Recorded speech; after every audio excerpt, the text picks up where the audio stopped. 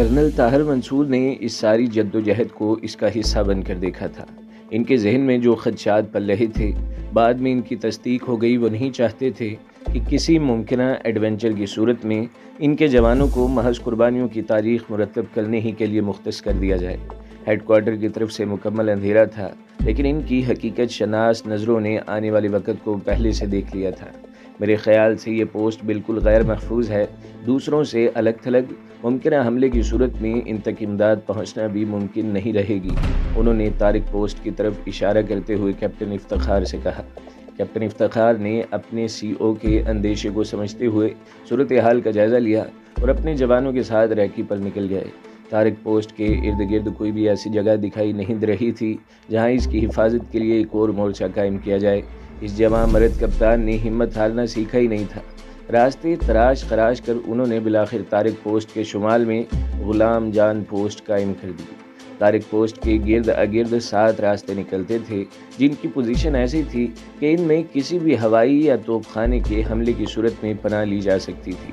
یہی وجہ تھی کہ اس کے گرد اگرد کشمیری مجاہدین نے بھی اپنی پناہ گاہیں بنا رکھی تھی اور قدرتی طور پر وہ اس چوکی کے محافظ بھی بن گئے تھے۔ طارق پوسٹ کی طرف آنے اور جانے والے راستوں کی حفاظت زیادہ تر انہی مجاہدین کے ذمہ تھی۔ چونکہ ابھی 9/11 کا عذاب نازل نہیں ہوا تھا، اس لیے حکومت پاکستان بھی ساری دنیا کی طرح اپنی آزادی کے لیے جاری اس جہاد کو جائز اور مجاہدین کو برحق قرار دیتی تھی۔ البتہ فوج نے کبھی ان کے معاملات میں مداخلت نہیں کی تھی۔ 5NLI کو 4 پوائنٹس پر پوسٹیں قائم کرنے کا حکم ملا۔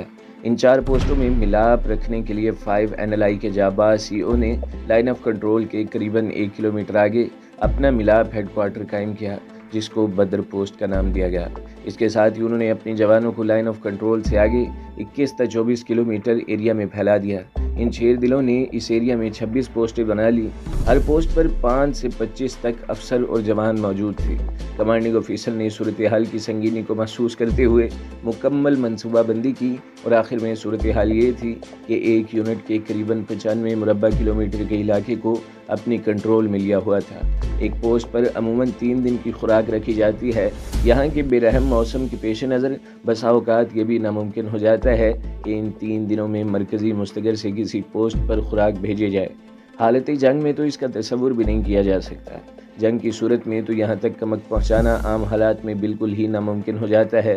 جنگ کی تو بات ہی اور تھی۔ یہاں عموماً حالت امن میں جوانوں کو کئی دن فاقے کرنے پڑتے تھے، خصوصاً کھلے آسمان تلے موجود جوان اور افسر کھانا پکانے کے لیے فیول ٹیبلٹ ہی استعمال کرتے تھے، جو ایک خاص مدت کے بعد ختم ہو جاتی ہیں۔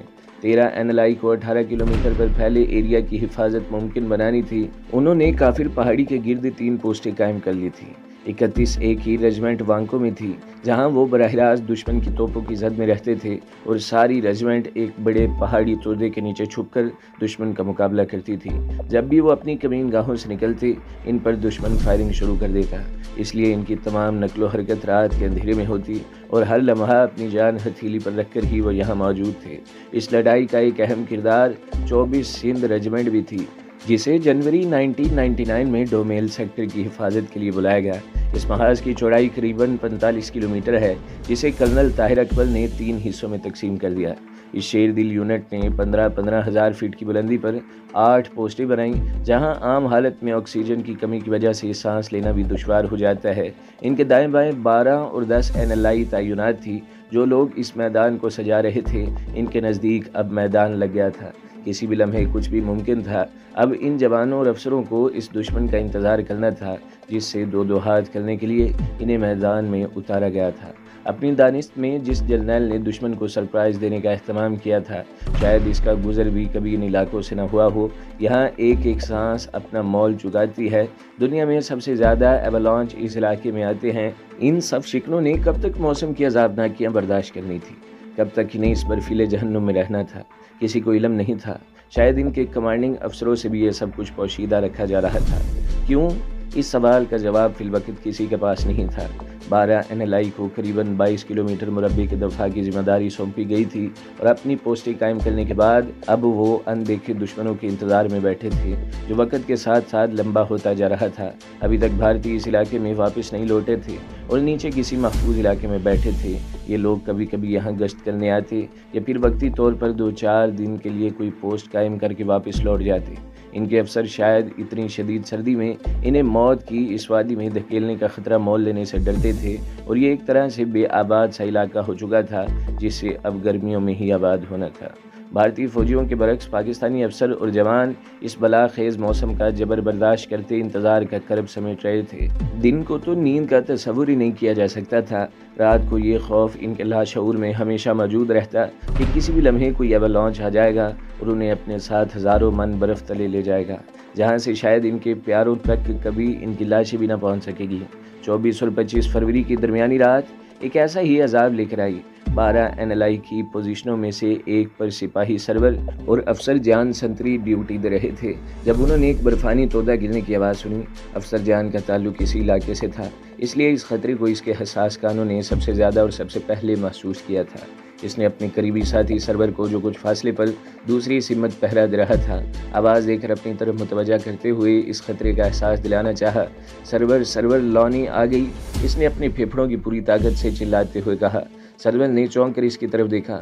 وہ دیکھو، اس نے ہاتھ کی انگلی سے دور اوپر اشارہ کیا جہاں سے برفانی تودہ برق رفتاری سے انہیں نگلنے کے لیے ان کی طرف بڑھ رہا تھا۔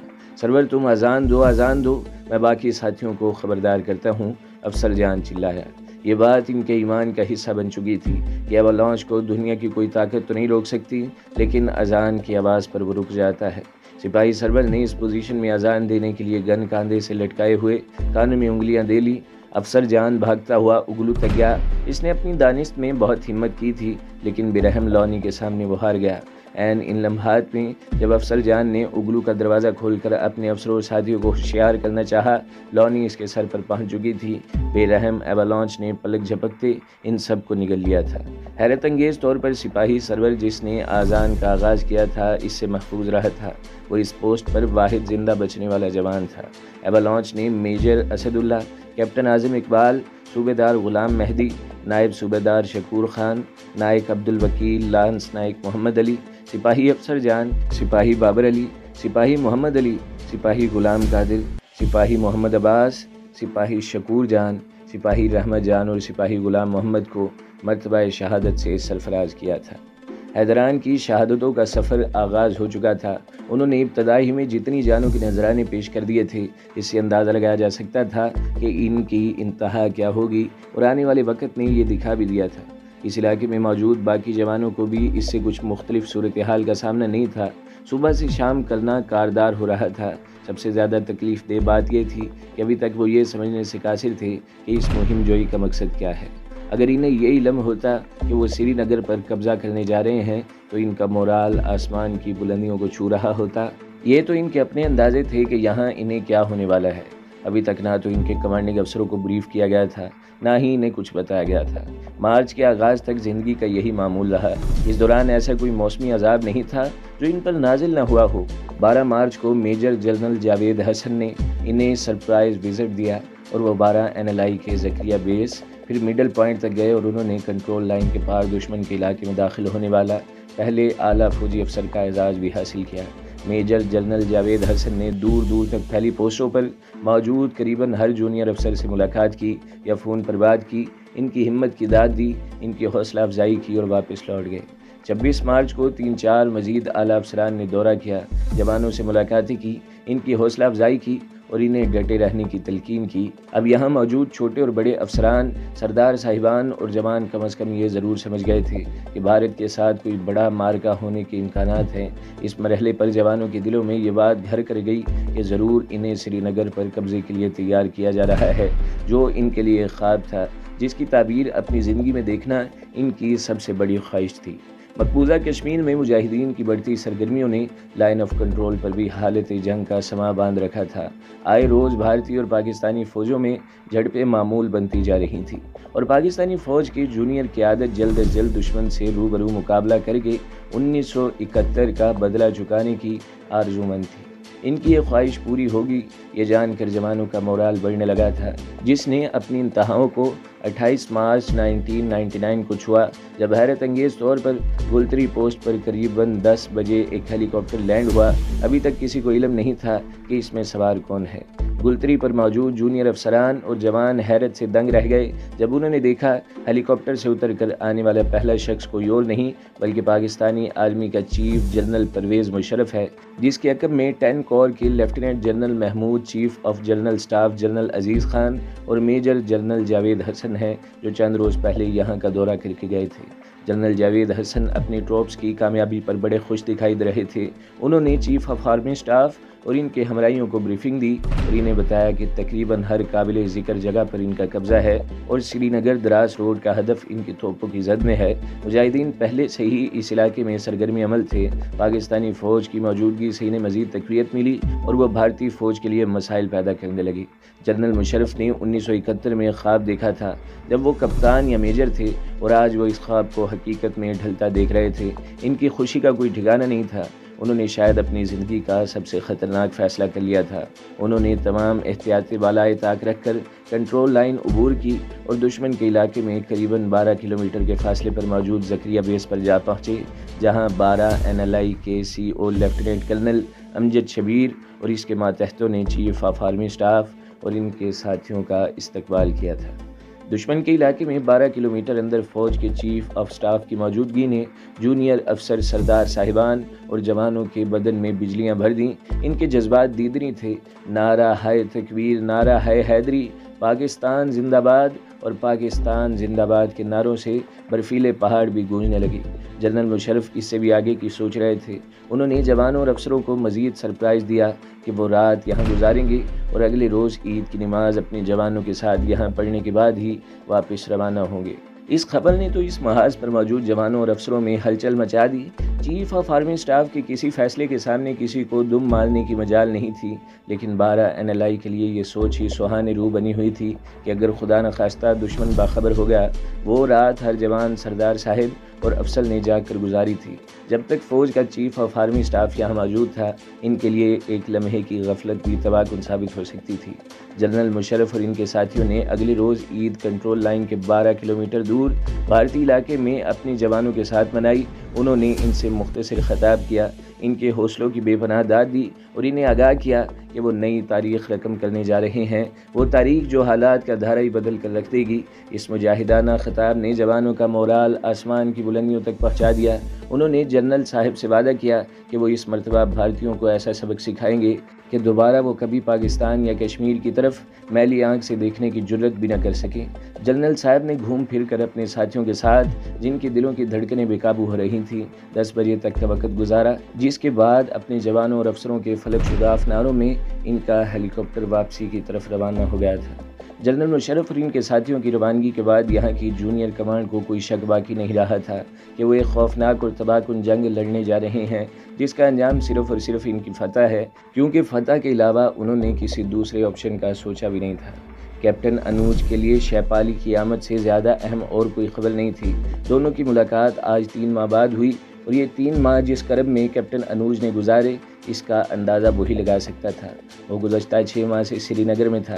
ریٹائرڈ بریگیڈیئر کا بیٹا ہونے کے ناطے یوں تو اسے فوج میں دوسروں کے مقابلے میں ایج حاصل ہی تھا، لیکن اپنی ذہانت سے بھی اس نے اپنے لیے دوسروں کے دلوں میں بڑی جگہ بنا لی تھی۔ برہمن گھرانے سے انوج کا تعلق ضرور تھا، اور خصوصاً اس کی ماں جو دلی کے کالج میں انگریزی کی پروفیسر تھی، بڑی ہی قدامت پسند عورت تھی۔ اس کا خاندان اعلیٰ سرکاری افسروں سے بھرا پڑا تھا، لیکن ہر گھر میں ایک مندر ضرور موجود تھا۔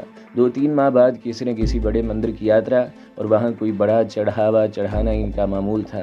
شیپالی سے اس کی ملاقات بھی اس چکر میں ہوئی تھی۔ اس روز اچانک ہی اسے پتا جی کا فون آ گیا، ہم لوگ ماتا رانی کے درشنوں کے لیے وشنو مندر جا رہے ہیں، تم کٹرا کے آفیسرز میس پہنچ جاؤ، وہاں کرنل ملہوترا تمہارا منتظر ہوگا۔ انوج کے لیے کسی سوال کی گنجائش موجود نہیں تھی۔ اس کی وجہ اس کے پاپا جی ہی تھے، جو ریٹائرمنٹ کے بعد بھی خود کو بریگیڈیئر ہی سمجھتے تھے۔ وہ بس آرڈر کرتے تھے اور اس بات کا تکلف ہی نہیں کرتے تھے کہ دوسری طرف اپنی بات کا جواب تو سن لیں۔ انوج کے لیے یہ کوئی پہلا تجربہ نہیں تھا۔ کہ اتنے شارٹ نوٹس پر اسے سری نگر سے بریگیڈیئر صاحب کے حکم پر جموں جانا پڑ رہا تھا۔ ایسا اس کے ساتھ اکثر ہوتا تھا۔ وہ جانتا تھا کہ اس کے پاپا نے اس کی چھٹی کا بندوبست پہلے ہی کر لیا ہوگا، کیونکہ اس کا کمانڈنگ افسر بریگیڈیئر شکلا کا خاص شاگرد تھا اور آج تک استادی شاگردی کے اس رشتے کو بخوبی نبھا رہا تھا۔ کیپٹن انوج شکلا کے لیے اس کا اوسی ہی نہیں، بھارتی فوج کے ہر دوسرے افسر کے لیے انکل کی حیثیت رکھتا تھا، کیونکہ بریگیڈیئر شکلا 5 سال تک کمانڈر اینڈ سٹاف کالج کا کمانڈنٹ رہا تھا۔ شاید ہی کوئی ایسا افسر اسے اپنی گزشتہ 3 سالہ نوکری میں ملا ہوگا جو انہیں نہ جانتا ہو۔ ان دنوں اسے اپنی یونٹ کے ساتھ سری نگر پہنچے ابھی 10واں ہی روز تھا۔ ان 10 دنوں میں اسے سوائے معمول کی پیٹرولنگ کے اور کوئی کام نہیں تھا۔ اس دوران ایک مرتبہ اس کا ٹکراؤ آتنکوادیوں سے ہوا تھا، جنہوں نے گھات لگا کر حملہ کیا، لیکن آرمڈ کار میں ہونے کی وجہ سے وہ فائرنگ سے محفوظ رہا۔ البتہ اس کا کورس میٹ کیپٹن بھاٹیا، جو جیپ میں ڈرائیور کے ساتھ اگلی سیٹ پر بیٹھا تھا، زخمی ہو گیا۔ وہ تو قسمت اچھی تھی گولی اسے براہ راست نہیں لگی، ورنہ ڈرائیور کے ساتھ وہ بھی سورگ باش ہو جاتا۔ فائرنگ اتنی اچانک اور تیز تھی کہ 3-4 منٹ تک تو آرمڈ کار سے باہر نکلنا کیپٹن انوج کے لیے ممکن ہی نہیں تھا، لیکن وہ ڈرا اور گھبرایا نہیں۔ اس نے اپنے ساتھیوں کو للکارا، جنہوں نے اندھا دھند جوابی فائرنگ کی۔ 2-3 منٹ بعد انوج کو احساس ہوا کہ وہ ہوا میں گولیاں چلا رہا ہے۔ حملہ آور تو غائب ہو چکے تھے، البتہ وہاں سہمے ہوئے کشمیری بچے، عورتیں اور مرد کونوں خدروں میں اپنی جان بچانے کے لیے ضرور چھپے ہوئے تھے۔ ان کا پیچھا کرو، اس نے اپنے ساتھیوں کو للکارا۔ اپنی گن سنبھال کر وہ سامنے گلی کی طرف بڑھا جس طرف اس نے حملہ آور کو بھاگتے دیکھا تھا، لیکن اچانک ہی میجر بھٹل نے اسے روک دیا تھا۔ سر وہ اس طرف، اس نے ہاتھ کی انگلی سے ایک سمت اشارہ کیا۔ اٹس ٹریپ آئی نو، انہوں نے انوج کی بات کاٹتے ہوئے کہا۔ انوج چونک کے بغیر نہ رہ سکا۔ واقعی اگر وہ اندھا دھند ان کے طاقوں میں جاتا اور اس تنگ گلی میں داخل ہوتا تو اس کے کسی ساتھی کا کیپٹن انوج سمیت ان اندھی گولیوں سے سلامت باہر آنا کبھی ممکن نہ ہوتا۔ تھینک یو سر، اس نے میجر کی طرف دیکھ کر احساس تشکر سے سر ہلایا۔ تھوڑی دیر بعد وہ زخمی کیپٹن بھاٹیا اور 3 ساتھیوں کی لاشیں لے کر واپس جا رہے تھے۔ کیپٹن انوج کے لیے پہلا تجربہ ہی بڑا بھیانک تھا۔ اس نے اپنی یونٹ کے یہاں آنے سے پہلے ان افسروں اور جوانوں کی باتیں سنی تھیں جو سری نگر میں ڈیوٹی کر کے گئے تھے۔ ان میں سے بیشتر تو اسے ذہنی مریض دکھائی دیتے تھے۔ میں کہاں پھنس گیا ہوں؟ اس نے اپنے آپ سے پہلا سوال کیا۔ جواب میں فوراً بریگیڈیئر صاحب اس کی آنکھوں کے سامنے آ گئے اور وہ اپنی اس بزدلانہ سوچ ہی پر لعنت بھیجنے لگا۔ وہ بریگیڈیئر شکلا کا صاحبزادہ تھا۔ اس کے باپ کے سینے پر ملٹری اعزازات کی قطار سجی ہوئی تھی اور اس کا شمار بھارتی فوج کے چنیدہ افسروں میں ہوتا تھا۔ اس روز کیپٹن انوج نے ڈٹ کر سری نگر میں رہنے کا فیصلہ کر لیا۔ بریگیڈیئر صاحب کا میسج تو مل گیا ہوگا؟ اس کے سی او نے فون آنے کے کچھ ہی دیر بعد اس سے پوچھا۔ یس سر، کیپٹن انوج نے قدم جمائے ہوئے کہا تھا۔ آج شام کو نکل جاؤ، ایک یونٹ واپس جا رہی ہے، تمہیں راستے میں ڈراپ کر دیں گے۔ کمانڈنگ آفیسر نے تو سارا مسئلہ ہی حل کر دیا ہے۔ بٹ سر، وہ سر، یہ تمہارا پرابلم نہیں ہے، انہوں نے کہا اور آگے بڑھ گئے۔ اس روز کیپٹن انوج کے دل میں اپنے باپ کے لیے عزت دوچند ہو گئی۔ ان حالات میں جب کہ کسی کو 1 گھنٹے کی چھٹی نہیں ملتی، اسے 3 دن کی چھٹی مل چکی تھی۔